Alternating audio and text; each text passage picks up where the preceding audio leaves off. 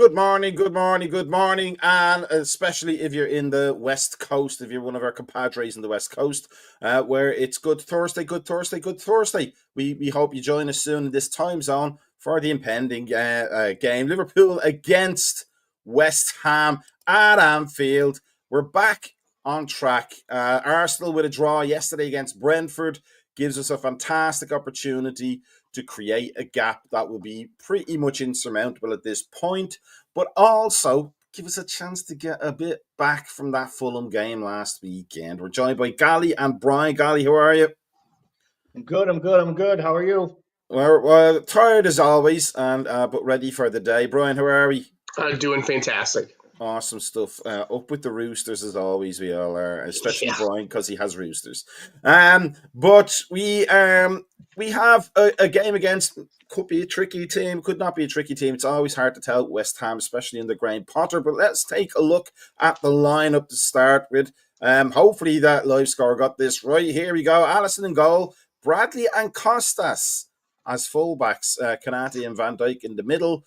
Gravenberg, McAllister, and Jones in central midfield, and Diaz, Jota, and Salah in the attacking three spots, gentlemen. Not expecting Costas in there, me personally, but and maybe not Jones there either. But those are the changes we asked for in terms of refreshing the lineup.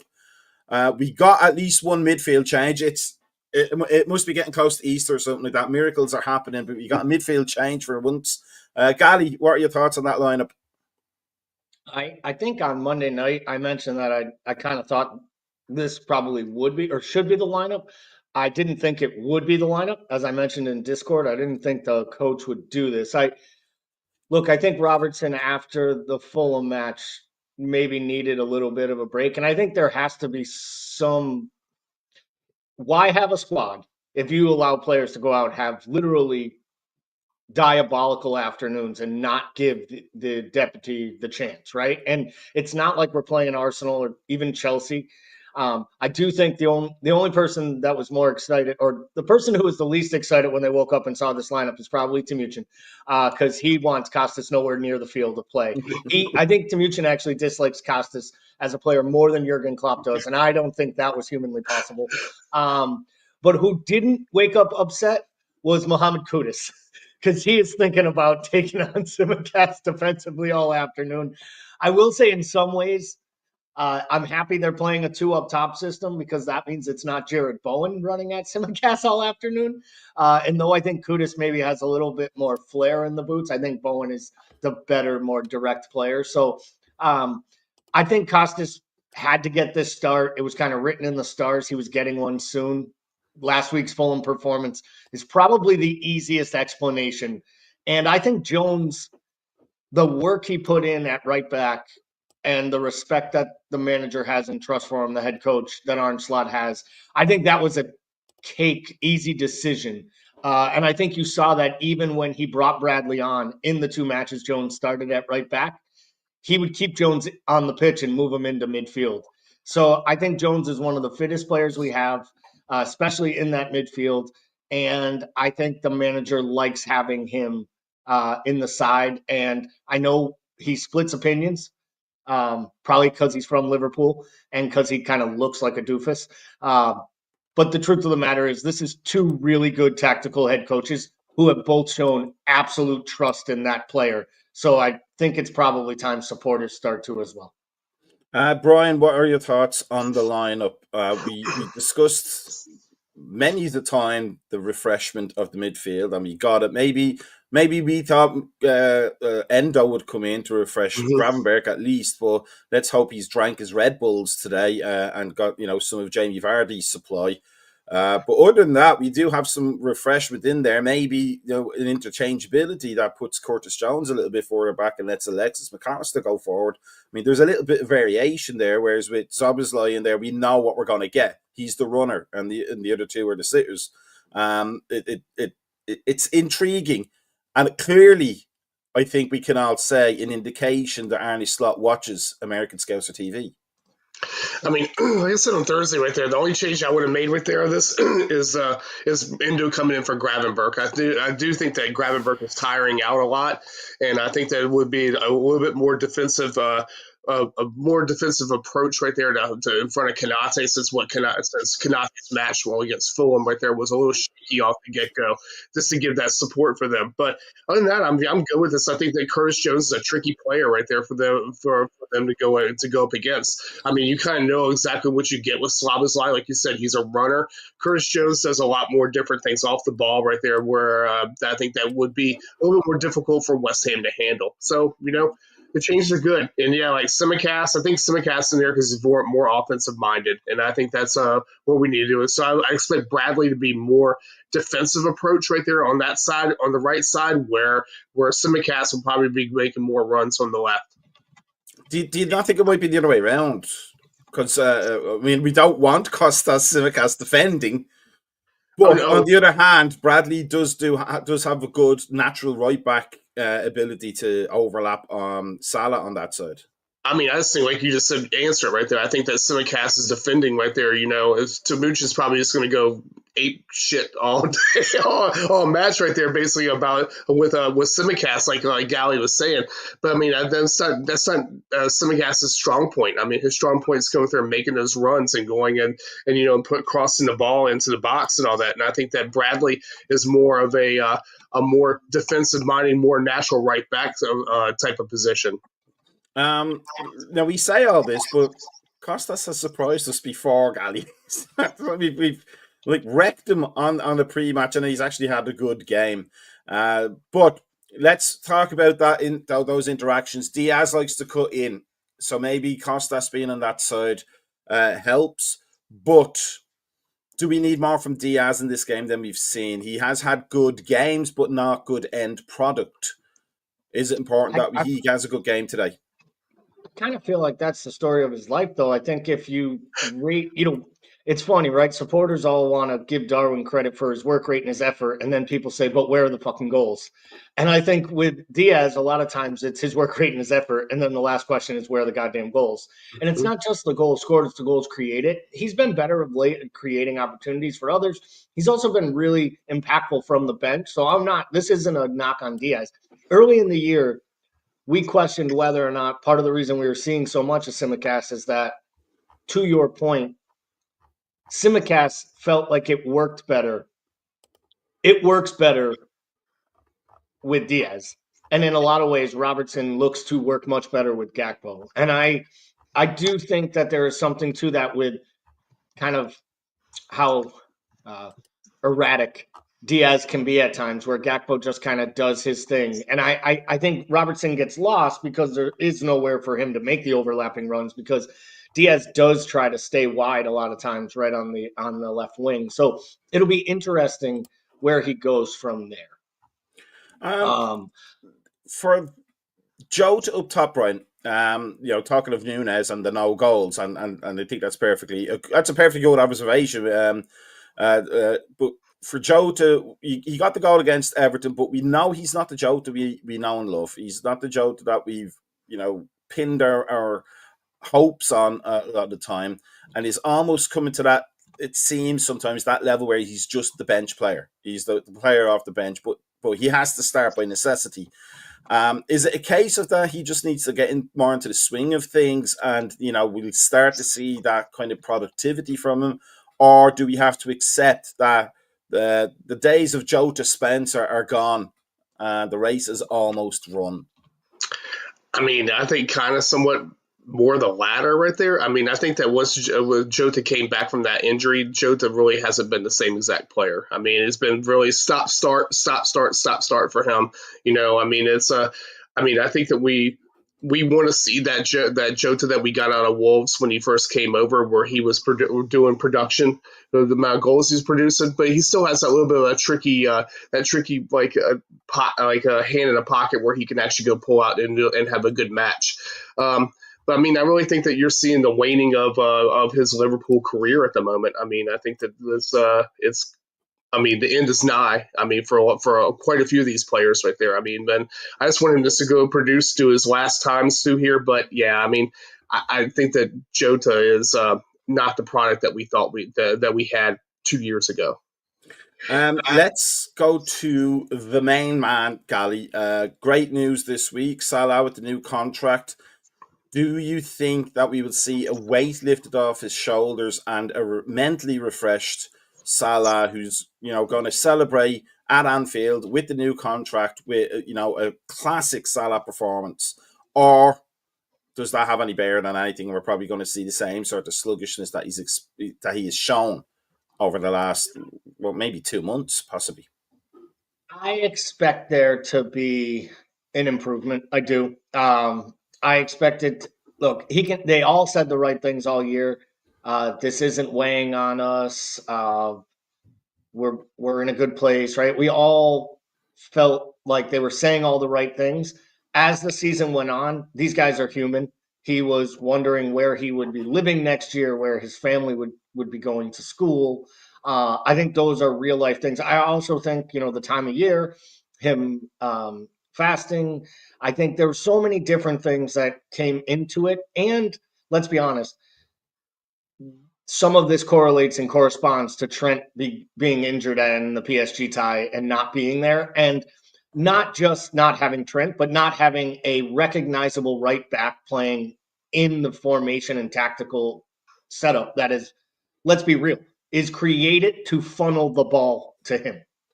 And I think the inconsistency of play at the number 9 position and lack of goals from Diaz, Jota, and Darwin for going on 2 months has also impacted Mo. So I'm really hopeful that today will be a day where the supporters give it to him, the club gets lifted by the contract, and in turn, I need Mo to get a goal early in this match from open play and not wait for a late penalty to take a lead and pad his, golden boot run, because he deserves this to be a magical season.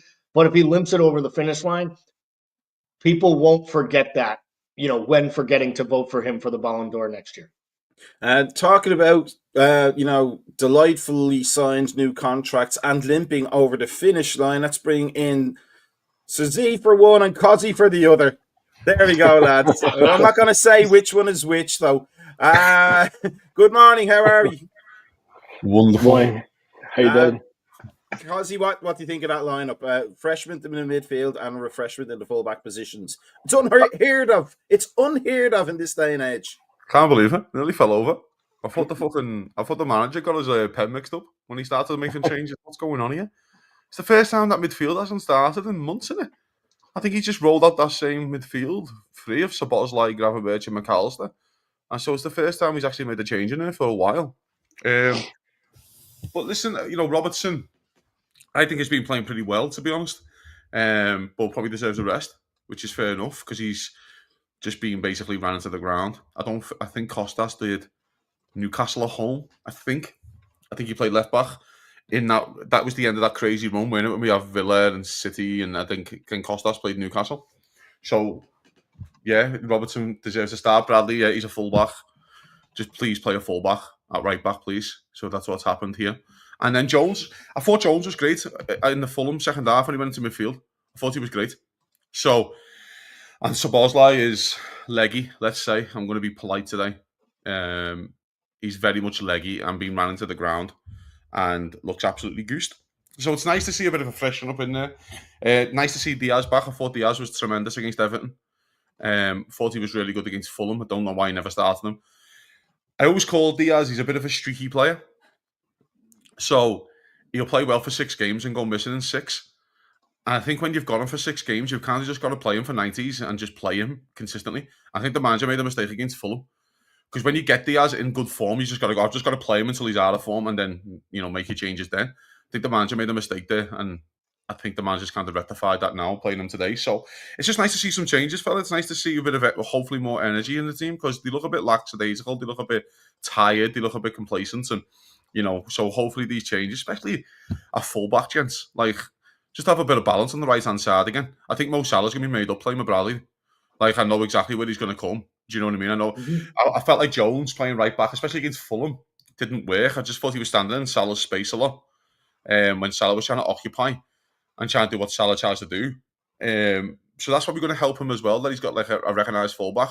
again that he can talk to. So I'm excited now. I'm really excited anyway. So. Suzy, your thoughts on that lineup? And talking about that kind of bit of freshness, having two different fullbacks than you're used to may actually be the thing that we need Van Dijk and Konate to concentrate a little bit more on, isn't it? It's almost like when you throw defenders from a back four into a back three, suddenly they have to start thinking again. Yeah, when I saw the lineup, I thought I was still sleeping, and it was just part of my my lucid dreams that he actually changed the squad. So, but yeah, I knew Bradley will come in. You'd have to be like someone like Arteta not to put Bradley in and just completely just be stupid. So it'll be, Bradley coming in was excellent. But Tsimikas, I don't know. I'm worried about Tsimikas on the left. He hasn't played for a while. He hasn't come on for a while in regards to being a sub. So that kind of worries me. I would have liked Chiesa to play, but now that's just wishful thinking. Because Jota, as much as I love Jota, he's. I think Brian was saying it when as I was coming on. He's really just. He's not the player that we expected him to be. Or expected. After he came back from his injury to be. He's just really. He's leggy. His body can't keep up with his like what his brain is telling him to do. It's like if he's gone missing, like you can really tell. And it's like we're playing with 10 players. Like before, if he wasn't scoring, he would have offered something, but it's just really offering. It's not really offering much. And his pace is lack of pace is really showing.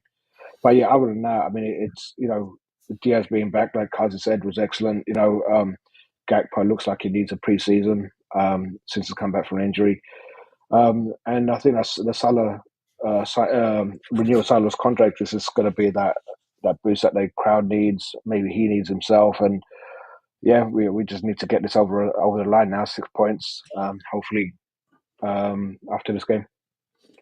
Before we go on to the next question, if you are watching us and you haven't liked or subscribed, this is the perfect time to do it, because if you don't, then you're not going to know when we have the great content, which is pretty much every day. That's how great we are. That's how devoted to Liverpool Football Club we are, and also donuts if you're an.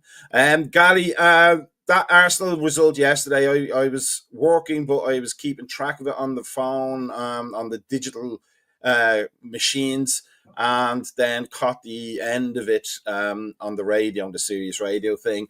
I fully expected Arsenal to dominate once they got that goal, but Brentford pulled one back because Brentford are tricky. That's what they are under Thomas Frank. So that's an encouraging result, isn't it, for the Liverpool players to go out today? They're one game shorter than they needed to get this over the line. Yes and no. I mean, I know Timusha made a big point about that on the Monday show, and I think the Friday and a few other times, and on one of the shorts that we shared on YouTube about how he felt like the result against Fulham was down to them knowing what Arsenal did, and if Arsenal had won the day before. I'm kind of where Kazi came to at this point. Like, for months now, Arsenal hasn't been the story. If Arsenal had won in December and bought a striker in January, and they were winning these games they're drawing, then this would be a tight title race. And you could tell me that maybe yesterday's result would impact the mindset of today's performance. But I feel in a lot of ways like it's almost giving them an excuse for a terrible performance by saying it had a lot to do. Like, I think complacency set in. I just don't think I don't think that happened because of the Arsenal result. I do think, to one thing Sir Z said, I think Mo's contract renewal will put energy and excitement in the crowd. I think it'll put a pep in his step. I think it will be seen today almost like today is the start of this title celebration, because at a minimum, we know Mo's back for 2 more years. And I just want to know, will anyone fly a plane over Anfield today that has a message on it that says, thank you for putting down the spreadsheet and signing and giving Mo Salah his fucking money? Because we have been hearing and seeing that. There was a period where Kazi made a post, and it was actually in our Discord. And at first it looked like it was just a blue, like it looked like it was just sky. And I thought Kazi had taken a picture of the sky and was posting that, like, no more planes flying over Anfield. And then it was just that I had bad Wi-Fi on an airplane. And 2 seconds later, it was, some Twitter post absolutely destroying Man United for something. So thank you, Kazi, that you made the flight a little bit more entertaining. But I hope there is a party atmosphere in the grounds today. And I hope the players on the pitch give them something for 90 minutes to keep that party going into the streets around Anfield when it ends. Because it feels like the parade starts now. And it does seem like that they can put down the spreadsheets now and then, and so that is a good sign. Brian, let's look at, and I'm constantly double checking this now, but let's look at the West Ham lineup. This seems to match the BBC one. So Jarrett Bowen is up front, Kudus and Paqueta on the wings are dropping into the 10 position. And, I think their centre-back should be playing for us with that Greek name. We're good for the Greek defenders. We should be getting that guy just for that alone.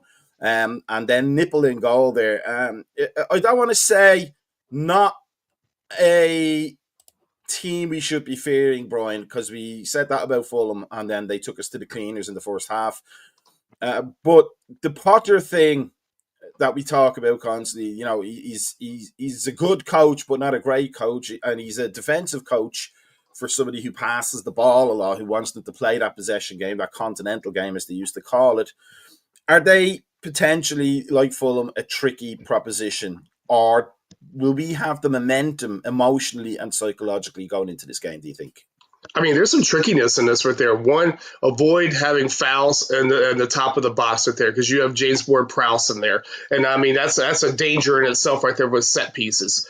Kudos right there. I mean, with the runs, I've rated Kudos for a while. I think that he's a pretty solid player. So, I mean, there's some trickiness through there. I mean, Wan-Bissaka, with that, I mean, he has his days every once in a while right there. But, I mean, it's a match that we should be going there. We should be winning, but again, it's just avoiding the mistakes that we in the back right there. Trying to go there and maintain and keep your stability in there. I mean, and again, like I said, avoiding these fouls outside in like the 30-yard range and the 20-yard range right there, where you can give them the opportunities to make to make a point, and that's where James Ward-Prowse right there really definitely comes into play. That 3-4-2-1 formation against our 4-2-3-1 got changed into 4-3-3. Do you think there's going to be imbalances in there? Do you think West Ham may exploit some spaces that we leave? Or is it one of those things where the shapes actually balance each other out a little bit? I think the shape will balance itself out if that's how it's played out. I think it's going to be more. I think they're going to go after Tsimikas because that's what I would do with having the pace of Kudus on that side. Wan-Bissaka can have a hit or miss game. So if he's on his game, their right side worries me going down that left just because of Tsimikas. Other than that, the rest of the pitch, other than Paqueta, this team, like, we should really, we should just do to them today what we did to them at their ground earlier on in the season. I know our confidence is low just because of the last game, and we're kind of like, as Kazi would say, we're just kind of crawling over the line. But this team really, other than Kudos and Jared Bowen and Paqueta, I don't see much of a threat from this team. Not enough for us to have a game that we're going to struggle in. It's hard this though, man. If you look at the team, right, I was thinking about this team. Liverpool should be considered 16th in the Premier League now. If you're being serious about winning the Premier League, you shouldn't have beaten a team who was 16th at home. But there's a part of this where, by the way, Liverpool will West Ham will drop into a part in the back of the ball. That Scouser will play left back, Wan-Bissaka will play right back. Or when they're on the ball, they'll go back to the three. And the other thing is as well, which is my that front three are as good as any. That basically, if you call against that team against like Napoli, let's say in the Champions League, and that was the front three, you'd be petrified. You know what I mean? That is just tremendous front three. So Toby is a bit in danger there, isn't he? But if Liverpool are being serious, you've got to win the league. You've got to be the team who was 16th in the league to win the Premier League. So they'll go to calls and do the business. I think we've seen the drunkenness there on the audio for Cozzy there. Not your fault. We're blameless. Even me and Brian and Suzy and Cozzy from Thursday cannot be blamed for that one today. But Gali, let me just bring up the subs so that we can all start to think about getting settled for the game. I'm hoping the subs are right, but what I'm surprised at for us is that we have 2 goalkeepers. Everything else looks fine to me. I think we've got enough options off the bench there. I want to say we've enough options off the bench, but I'm not entirely sure what I'm not entirely sure that I can actually be heard.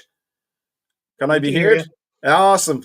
Something went wrong there. It went different there. But yes, I'm not entirely sure Chiesa could be considered an option because he doesn't get a bloody game. But when he does, he's fantastic at times.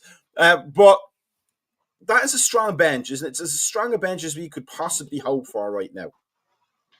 Yeah, based on fitness, obviously, if you added Gomez and Trent in there and then players that are out, and Darwin, it probably makes it stronger. I have this feeling, I think there was a report of a pre-match warm-up knock or a knock late yesterday, and that's what I think has kept Darwin out of the match day squad, and in turn, why you see 2 keepers, because I think they just didn't have time to probably get McConnell here, because I think he's playing with the youth side or played yesterday with the youth side. So to me, it kind of screams late injury when you just slide that backup keeper. Like, this is what sides like Leicester do when they don't want to trot out a 14-year-old kid in a jersey. They're like, let's just put 3 keepers on the bench. We don't have enough senior players to kind of roll through. It's a strong bench. We know who's going to come in. At some point in this match, we probably see Robertson. If we're leading, we'll see Endo. And if we need something out of it, we'll see Szoboszlai, Elliott, and Gakpo.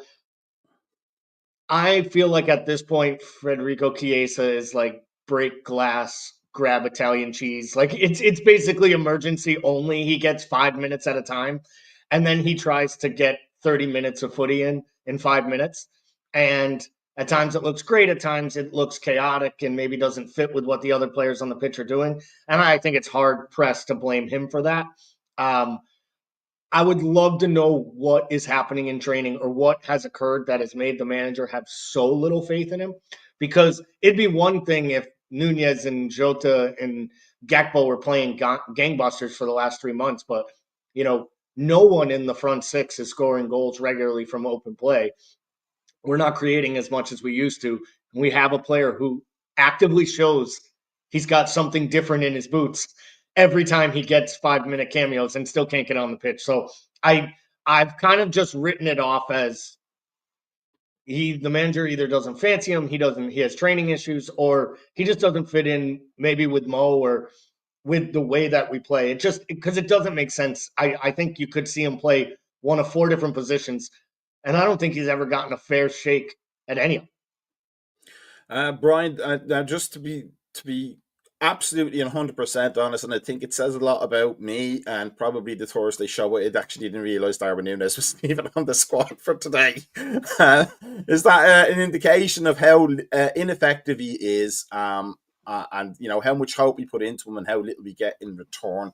That I'm actually, now that I saw that he's not on the bench, I'm guiltily a little more confident that we can win this off the bench if we need to. Oh yeah, I mean, I guess our internal like a Thursday night Darwin Núñez fan club that we have right there. I mean, I think there's enough people on that bench right there to win, and I expect right there, like Gally was saying right there, Endo to close matches out. If we need other more action, I can see Gapco and Elliott possibly coming in, and I think Chiesa is just kind of along for the ride at the moment right now. I mean, it's just the way it seems like he's kind of like hanging out with everybody, cheering people on, smiling, doing a run out, a couple of waves and stuff like that. And that's pretty much what you get out of Chiesa at the moment. I hope that I don't hope that if there are issues right there in the back right there with Konate again right there, I just want the manager to be brave and just go there and put Kwanzaa in. I mean, it's so for some at some point right there, you have to go out there, and if a player in the back is having issues, you just have to go out there and say, hey, you know what, guy, this isn't your match right there. You've worked through. This will be your second match through here. You need to go and hang out for a little while. But that's the only thing that I hope right there. But I hope we don't get to that point, which I don't think we will. Let's look at the table before we start wrapping things up. It's looking beautiful. 10 points ahead today, possibly 13 points ahead by the end of the day. 2 losses, 72 goals, 30 conceded, only 7 draws. The starkness of how many draws Arsenal have gotten this season is right there in front of us. It's all there for the taking for the boys, isn't it? And they really need to grasp it. Let's not make it a nervy ending to the season. No, absolutely. And 72 goals. Considering Salah scored most of them, that's a pretty good return. Like to 2 goals a game. Bearing in mind, everyone's saying, we're playing a different start to Klopp and everything else. We're still scoring 2 goals per game. Outscored everyone else in the league. We just need to get this over and done with. And it's weird just because I think we've kind of quietly known that we're going to win this league. We've won the league for the last 2 months, and that's why it feels like after going out in the Champions League, this feels like an FA Cup trophy right now, because it's like almost done and dusted. And that's just credit to Slot. To Gary's point with Chiesa, I don't know what he's done. There's 4 different positions that Chiesa can come in and play, but we're questioning someone who's coming in the first season, taking over someone else's team, and just showing all the rest of the managers up. The good thing about Nunes not being on the bench, that hopefully Chiesa might come on and get more than 10 minutes in this game. If he does come on, but we just need to get this over and done with, and just start hopefully win the league against Tottenham at home. Before we end it on Cozzy, we're going to let Cozzy wrap things up for us. Number 1, make sure you are liking and subscribing on all of the things. And then make sure you are following us everywhere you could possibly follow us, on YouTube, Facebook, Instagram, Twitter, Patreon as well. Make sure you're getting on top of that too. But here is, and there will be a post-match, a very quick post-match after this, so you can commiserate or congratulate depending on how the game goes. But Cozzy, as our resident actual Scouser, with the good news coming out from Salah this week, with Arsenal drawing yesterday, with the finish line now within sight, we're in that last stretch, as they say in gymnastics and horse racing. Sometimes I can't tell the difference between the two. What is Anfield going to be like today, spirit-wise and atmosphere-wise, do you think? First of all, it's the worst kick-off time ever to get a great atmosphere, but I think with the news this week of what's going on, it's, it'll be bouncing. This side is, since probably the start of February, haven't been tremendous. But what they are doing are grinding. And this is, sometimes you get through seasons and you just got to grind. And you've just got to just get over the line by just sheer talent alone. Never mind hard work and ability. And this is not the greatest Liverpool side of all time. That happened a few years ago, by the way. This isn't the greatest Liverpool side of all time, but they are consistent and they're very good at grinding. We had a bit of a fall last week against Fulham. We didn't play well for 60 minutes of the game, but we still scored 2. And that's a sign of a good side. When you're not playing well, you've still scored 2. And by the way, should still score probably 4. Jota should score and Elliott should score. So you couldn't handpick a better side to play at home. A good, a team who's 16th in the league, and you need that big pick-me-up, you need that big get-up and go. It's all in your own hands. This is what you work hard for in September and October, is to get to this point in the season. Don't throw it away now. Don't make it hard for yourselves now. You've made it easy all the way up until this point. Don't start making it difficult. You know what I mean? You've got this team, and then you've got Leicester away, who are one of the worst sides I've ever seen in the Premier League, by the way, coming up. This is your moment. This is where you seize your opportunity to be the legends and be the heroes that you all want to be.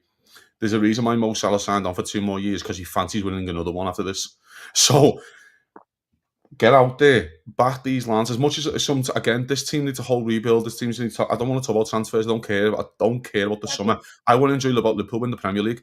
I said this a few weeks ago on a podcast. I would have sold a kidney years ago to fucking watch Liverpool win this trophy, and we're all sitting here in a moment that we're not winning 4. Are you mad? I don't care how we win it. I don't care. Go and get 20 and tie United, and make sure Alex Ferguson's still alive when you make it 21. So he knows his whole life's work is done for when he goes in his big brown box into the ground 6 feet under, and he knows it was all for nothing. And that's what I want to see before he goes. But Liverpool have to go out and do the take care of business. Oh, I thought you meant you just wanted to see Alex Ferguson go into the ground. That's what I figured you were actually. I want that little prick to stay alive as long as possible to see Liverpool make it 21 before he goes into the ground. I'm talking about brown bag. And go, look at all that. It was for nothing. Absolutely for nothing. So that's what you want to do. But first of all, you've got to go out and beat West Ham and take all the pressure off yourselves and just make it a procession. Because I don't know about you, lads, I want to enjoy these players. I want to enjoy them because 6 of them probably won't be here next year. And I want to say thank you for half of them for what they've done. If it's Andy Robertson's last ever season at Liverpool before he goes to Celtic or something, I want to say thank you. And I'd love him to go out with a trophy. Do you know what I mean? Out the big trophy, the one that he's yearned for to celebrate in front of fans. So I don't care about the summer. I don't care about tactics at the moment. Just go out and win the fucking game.